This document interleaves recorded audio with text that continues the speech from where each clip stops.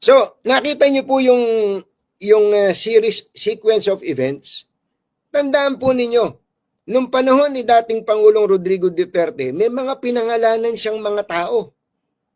May mga pinangalanan siyang mga tao tungkol po dito sa, sabi niya, corruption.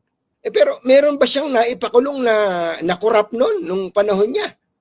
Pangulong Duterte, meron ba kayong naalalang ipinakulong niya na corrupt?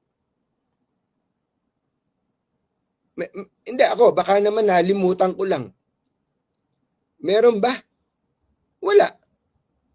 Pero in fairness dito sa presidente na to, si Pangulong Bongbong Marcos, magalit na kayo sa akin o magalit, kung hindi niya kinumpronta to, hindi tayo ganito kagising sa katotohanan. Hindi po ba, mga kababayan?